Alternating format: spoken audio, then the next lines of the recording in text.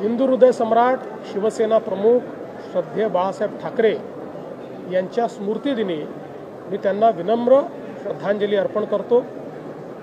श्रद्धेय बाळासाहेब ठाकरे यांनी या महाराष्ट्रामध्ये आणि देशामध्ये हिंदुत्वाला एक नवीन आयाम दिला।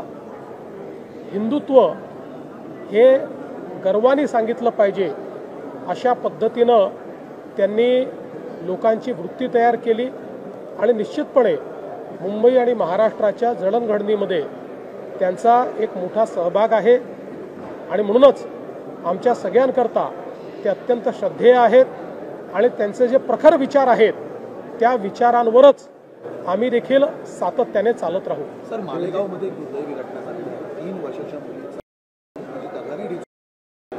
प्रचंड संतोष आहे। लोक आता रस्त्यावर सुद्धा उतरलेले आहेत मालेगाव। निश्चितपणे अतिशय कडक कारवाई या ठिकाणी केली जाईल। अशा प्रकारची मानसिकता असलेले हे जे लोक आहेत यांची मानसिकता ठेचण्याचं काम हे निश्चितपणे सरकार करेल। जिस तरीके से आज शेवटचा दिवस आहे आणि ठिकाणी बंडखोरी मोठ्या प्रमाणामध्ये सगळीकडे दिसून येते। कशा स्वरूपामध्ये समजूत काढली जाणार आहे आणि सगळ्या पक्षांमध्ये हा प्रॉब्लेम आहे। याचं कारण खूप मोठ्या कालांतराने या निवडणुका होत आहेत।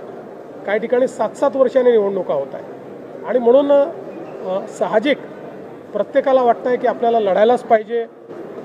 7 वर्ष गेले, आता पुन्हा संधी कधी मिळणार आणि म्हणून काही प्रमाणात बंडखोरी आहे। पण आमच्या पक्षात जी काही बंडखोरी आहे त्या सगळ्यांशी चर्चा करून आम्ही त्यांचं समाधान करू। मात्र डबेवाल्यांनी आज ठाकरेंची साथ सोडून महायुतीला पाठिंबा देण्याचा निर्णय घेतला। त्यांचं म्हणणं आहे ज्यावेळी 17ला आम्ही पाठिंबा दिलेला त्यांनी काही गोष्टी दिलेली मात्र त्याची पूर्ती गेल्या 8 वर्षात त्यांनी केलेली नाही। मी आमच्या डबेवाल्यांचा आभार मानतो।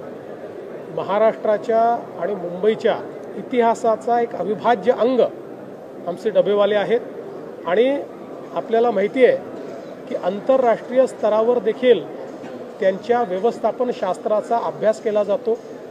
आम्ही गेले काही काळ प्रयत्न केला। आमच्या डबेवाल्यांकरता त्यांचा घराचा प्रश्न सोडवण्याचा प्रयत्न आम्ही केला। आमच्या श्रीकांत भारतीयांनी एक एक्सपिरियन्स सेंटर आंतरराष्ट्रीय अशा प्रकारचं सुरू केलं। त्यामुळे एक प्रकारचा त्यांचा विश्वास आमच्यावर आहे आणि हे जे सगळे डबेवाले आहेत आपण जर बघितलं तर हे बहुतांश सगळे वारकरी आहेत, माळकरी आहेत, अतिशय संस्कारी अशा प्रकारचे सगळे लोक आहेत। त्यामुळे निश्चित त्यांचा पाठिंबा हा अत्यंत महत्त्वाचा आहे। मी त्यांना कुठल्या राजकारणात ओढू इच्छित नाही। ती चांगली मंडळी आहेत, त्यांचा पाठिंबा मिळाला तर तो एक प्रकारे माऊलीचाच आशीर्वाद आहे। सर, लोकल बॉडी इलेक्शनच्या पार्श्वभूमीवर विविध प्रकारच्या म्हणजे काही चमत्कारिक युती पाहायला मिळते। चाकणमध्ये शिंदे गट आणि ठाकरे गट एकत्र होते। चिंचवडमध्ये सुद्धा शरद पवारांचे राष्ट्रवादी आणि अजित पवारांचे राष्ट्रवादी एकत्र येते। अजून काही वेगळी समीकरण पाहायला मला असं वाटतं की लोकल बॉडी इलेक्शनमध्ये ज्या काही अलायन्सेस होतात त्याला लार्जर पर्स्पेक्टिव्हमध्ये किंवा एका मोठ्या चित्रात बघणं अयोग्य आहे। कारण गावामध्ये अनेक वेळा गटातटाचं राजकारण असतं। आमचं आणि आमच्या मित्रपक्षांचं खूप पटत असलं तरी गावातल्या एखाद्या गावात स्थिती अशी असते की तिथले 2 या मित्रपक्षांचेच नेते हे एकमेकाचे जानी दुश्मन असतात, त्याच्यामुळे ते वेगळे लढतात। असं सगळ्या पक्षांमध्ये आहे।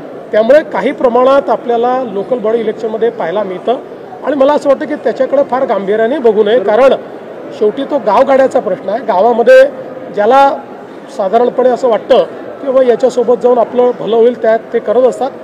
10% ॲब्रेशन असतात, 90% बरोबर असतात। सर, मुंबई काँग्रेसचे अध्यक्ष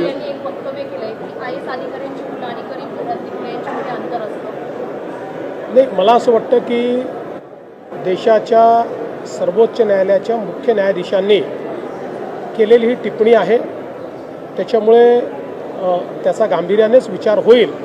पण मला असं वाटतं की आज त्याच्यावर मी काही माझं मत व्यक्त करावं अशा परिस्थितीत मी नाही, कारण मी त्याचा काही अभ्यास केलेला नाही।